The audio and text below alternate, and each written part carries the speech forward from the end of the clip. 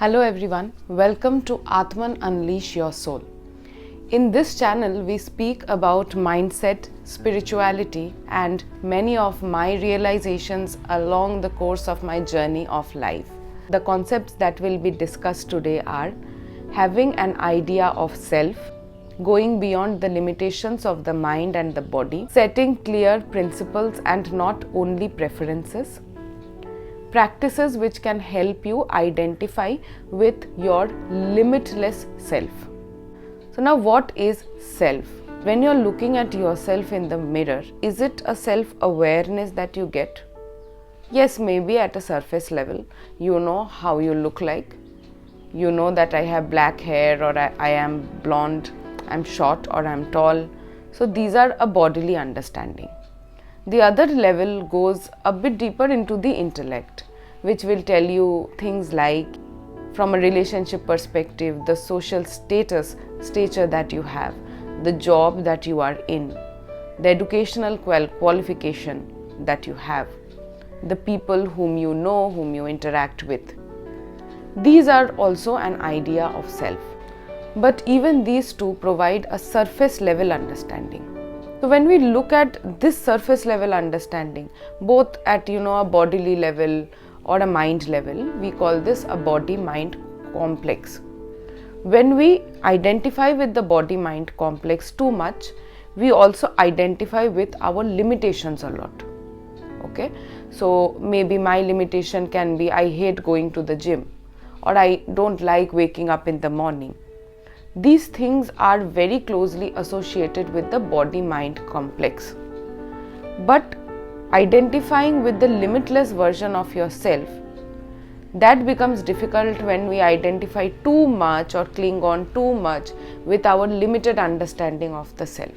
Today, if I tell you that you are a limitless being, having infinite potential, very good. It sounds amazing on paper, on a book, maybe on a YouTube video you are watching it, it's amazing. You hear it, you keep the YouTube video, start scrolling your phone, sleep off. Tomorrow you don't wake up on time again, okay? Failing at your beliefs. At a more deeper level, it is very important to understand two concepts. One is principle and preferences. So getting an understanding of the self, the preference bit is very clear to us. A vegetarian will never have non-veg food because his preference is vegetarian food. Okay, a person who likes coffee will keep having coffee because they don't like having tea. Similarly, if you tell a person who likes having tea to have coffee, he will say, no, I am a tea person, I like having tea. So the preferences are very clear. We know we like to wear black or we like to wear white. We like to have tea or coffee. We want veg food or non-veg food. And we are very rigid in terms of preferences. Nahi karna hai to nahi karna hai. Okay? But when it comes to principles, it's not clear. Okay? What is your principle? Do you like to, say things to people, make promises and you don't keep them? Is it how you behave? Or is it like you say something that, tomorrow I will be going to the gym, or tomorrow I will be doing this work, and you don't do it, and that doesn't bother you at all. Okay, you keep failing at your words. So is that principally correct? So from a principle viewpoint, you can be a benevolent person, you can be a selfish person, you can be a person who wants to work on yourself, or you can be a person who wants to go with the flow of life and doesn't even care. Correct? So these are the principles of life. And most of the time, people are not clear on the principles. They are very rigid on preferences, but they are not rigid on their principles. You have to have just the opposite approach to life. Be very flexible in terms of preferences, but in terms of principle, be very rigid. So if one's preference is tea or coffee, then 2 days you can have coffee, 2 days you can have tea. But if your principle is that I want to work on myself, I want to work towards my goal, then that in itself, that principle in itself should be very rigid. that you shouldn't change for anybody. And that is what creates the identity of self. Your principles create the identity of self. But what we do is we identify so much with our preferences, but we never develop on our principles. And yes, this is easier said than done. This is a long process, but the starting point is at least understanding, or at least having 5-6 set of values or principles by which you will be guided by. And in that way, don't adjust on those, but adjust on the preferences. It sounds really good and interesting, but how to feel limitless? It starts with a very bad feeling. The greatest example is that I tell you, you have a great body, and you look at the mirror and you feel that no, I don't have a great body. Actually, I am overweight. I am, having double chin and things like that. I don't have a great body. But I keep telling you that you have a great body, you have a great body. Nothing is going to impact you. Similarly, when we are so identified with the limited sense of self, no matter what YouTube videos tell you, people around you tell you, books you read tell you, you will not identify with the limitless self.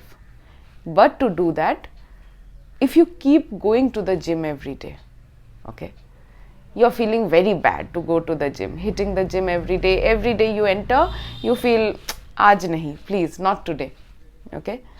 But you keep going.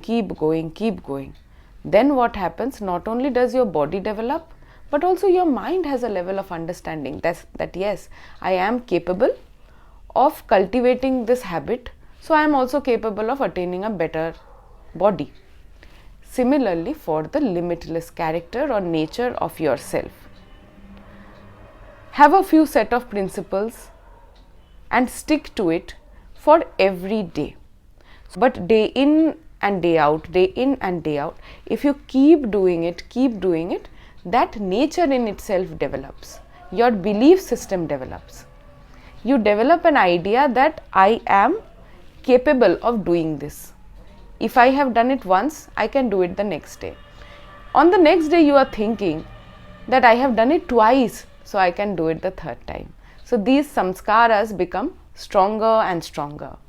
Similarly, for your limitless self, when you stick to your principle, when you stick to your words, I wake up every day in the morning at 6 a.m. Once I do it, twice I do it, thrice I do it. When I do it the fourth time, I am developing the habit of being limitless, of sticking to my words. That develops, the strength in self develops. When we talk about confidence, what is confidence? Somebody who has studied hard, prepared for the exam and then gone ahead for the exam will of course be confident because they have worked on it. Somebody who hasn't worked on it, they will not be that confident. They will have it dwindling, right? So there is an effort behind everything. So feeling limitless, feeling confident about yourself, having a set of belief that yes, I can do this, I can manage this situation myself, only comes from actions. And when you do these actions, let me tell you, it is the worst feeling because nobody is there with you, nobody is judging you. So if you think that I will wake up in the morning maybe 2 hours late, I will not go to the gym today, so nobody is going to tell you anything because it's your internal, it's your mind struggling, correct? And you lose the battle, you win the battle, it doesn't matter. But once when you win the battle in your mind becomes stronger. So the next day, it becomes easier for you to do it. A quick recap of what we discussed today.